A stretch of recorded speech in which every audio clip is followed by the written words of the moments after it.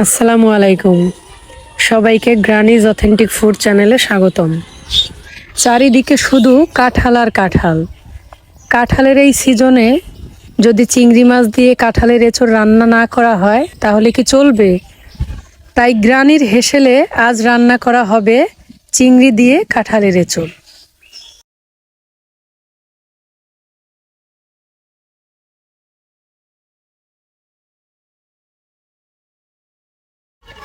কাঁঠালটা প্রসেসিং করে এবার সিদ্ধ করতে বসিয়ে দিয়েছি।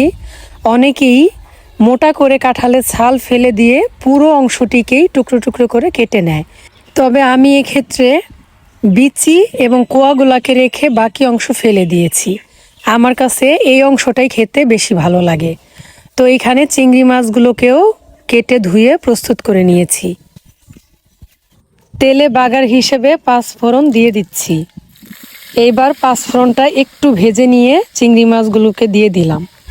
চিংড়ি মাছগুলোকে তেলে এইভাবে ভেজে নিলে এর থেকে খুব ভালো একটা ঘ্রাণ বের হয়। এতে করে তরকারির স্বাদটাই কিন্তু বেড়ে যায়। এবার পেঁয়াজ রসুন বাটা এবং স্বাদ মতো লবণ দিয়ে চিংড়ি মাছগুলোকে একসাথে কষিয়ে নিব।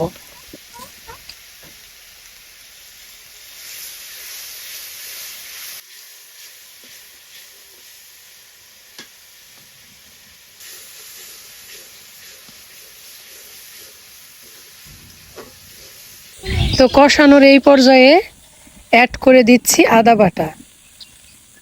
কষানো হয়ে গেছে, মশলা থেকে তেলটা বের হয়ে আসছে। এই পর্যায়ে কিছুটা পানি দিয়ে দিব।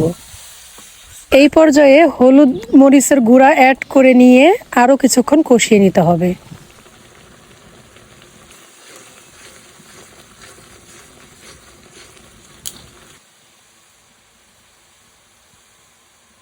মশলা কষানো শেষ। এবার কাঁঠালের এঁচোড়গুলো এর মধ্যে অ্যাড করে দিচ্ছি। সেই সাথে আরও অ্যাড করে দিব পেঁয়াজ মরিচের কুচি। এবার সব কিছুকে ভালোভাবে নাড়াচাড়া করে মিশিয়ে নিতে হবে এবং সেই সাথে 5 মিনিটের মতো কষিয়ে নিতে হবে।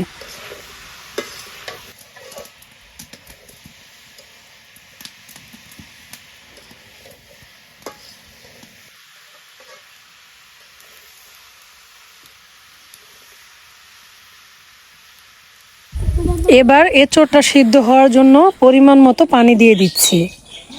যেহেতু এঁচোড়টা 50% মতো সিদ্ধ করাই ছিল, তাই আমি এই পরিমাণ করে পানি দিলাম। দেখুন পানিটাকে আমি এইভাবে দিয়েছি, অর্থাৎ এঁচোড়ের ওপরে পানিটা চলে যায় নাই। এবার ভাজা ধনিয়া এবং জিরার গুঁড়া অ্যাড করে দিব।